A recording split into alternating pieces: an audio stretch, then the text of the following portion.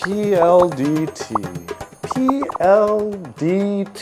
Mga kakampi, PLDT. Ano ba ang ibig sabihin nito? Ganito ang pakiramdam ko tungkol sa PLDT na yun. Sasabihin ni Orange Julius. Palpak lagi, damay tayo. Ganyan kasi yung communication ng company na ito. Alam ko kawawa kayo mga kakampi at alam ko din kawawa si Naitay.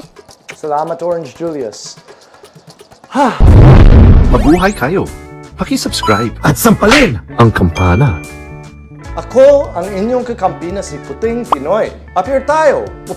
Palpak, laging damay tayo. Yan, parang gano'n yung PLDT ngayon sa aking paningin. Bakit mga kakampi? Kasi noong September 4th, September 5th, gano'n. Anong araw ngayon? October 29th? Oo, October 29th. Pabalik-balik ako sa PLDT na yun para kausapin sila, para siguraduhin kung kailan darating yung Wi-Fi ko. Bakit? Kinakailangan ko ang Wi-Fi ko para sa channel na ito. May mga video na hindi ko kayang gawin dahil hindi ko makuha from the cloud dahil wala akong Wi-Fi. Ganon din yung gaming channel ko. Puting Pinoy Plays. Hindi ko malaro. Mahigit 2 buwan na. Yung lahat ng files ko hindi backed up. Nung una ako pumunta sa kanila, sabi ng PLDT, na pupuntahan nila ako sa loob ng 2 linggo. Tapos nakaraang Lunes, ibig sabihin, ano na yan, mga 7 or 8 weeks na. Sabi nila, oh, pasensya po, na-cancel ang application mo. Ano ba yan? Saglit lang. Kilala niyo naman si Doc Farah. May panglunas siya para sa bagay na ito. Saglit lang. Ito. Okay. Ito. Oh, my gulay. Salamat, may repolyo ako. May repolyo ako para pakalingin ang sakit ko sa ulo ko. Salamat, Doc Farah. Naturuan mo ako ng maayos. Repolyo ay isang sa lahat ng bagay. Oh, pati yung puso ko, ito, hahawakan ko na lang dito. Yon. Sige, so, hindi ba nakakasawa sa inyo mga Wi-Fi businesses, telecom companies? Like, hindi ba nakakasawa ito na maraming nagreklamo ang mga tao sa inyo dahil hindi nyo isinasatupad ang pangako nyo bilang negosyo? Hindi ba nakakasawa? Tuwing pumupunta ako sa anumang location ninyo, laging may mga tao na nagagalit. Ako hindi. Nananahimik lang ako kasi pag nagreklamo ako at tinaasan ko ang boses ko, alam mo kung anong mangyayari. Maraming titingin sila sa akin kasi puti ako. Nakakahiya, no? Ito, si freaking Jax. Hindi siya masaya. Sabihin mo, Jax. Huwag sanang hayaan magalit ang aking Naitay. Kinakailangan niyang magtrabaho. Ikaw din, Tanduay. Sabihan mo sila. Anong pakiramdam mo? Matagal na po na hindi nakapagtrabaho ng maayos si Naitay. Kahit si Jack Ma, sabi niya na hindi maganda talaga yung internet dito sa Pilipinas. Please, pagalingin niyo. Please, tulungan niyo ako. Okay? So, ganito ang nangyari. Yun, pumunta ako noong September 4th or 5th or whatever.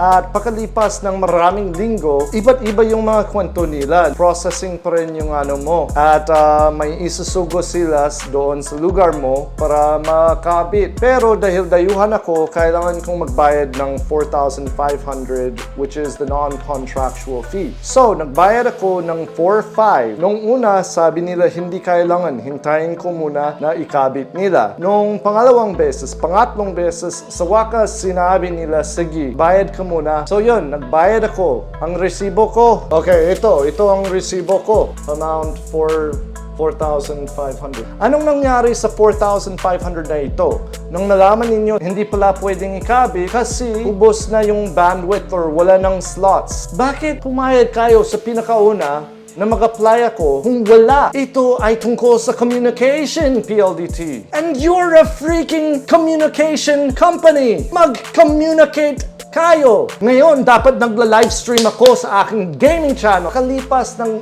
8 linggo, na-cancel na ninyo. Sana sinabi nyo sa pinakasimula para sa ibang lugar ako titingin. Para hindi sasayang yung oras ko. Pera yan na nawala sa akin. Naunawaan nyo ba yan? At ganoon din, yung 4,500 na ito, sinabi nyo na hindi nyo may sauli sa akin ngayon. Wala kayong pangbayad. Wala kayong na refund. 4,500 yan. Mahal yan. Ano ba? Nagba-bankrupt pa kayo? Nalulugi pa kayo? Tingnan nyo ang mukha ko! Tingnan nyo! Tingnan nyo! Tingin mo, ma-afford ko ba na mawala sa akin ang 4,500 pesos? Mabuti na lang ang isa sa inyong mga customer service associates, tinanungan niya ako. Siya, nakita ko, napawisan siya. Sabi niya, oh, grabe, paano kung magagawa ito? Sabi ko, oy, bro, gamitin mo na lang Repolyo. Siya lang sa lahat ng company nyo ay parang may malasakit, parang may pakialam, okay? Yung mga iba, parang wala lang. Basta PLDT, please, lutasin nyo na lang ito. Ayosin ninyo yung network nyo, yung communication nyo, please.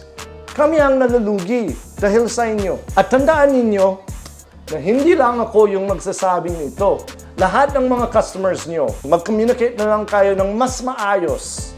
Oh, hindi po namin kaya yon.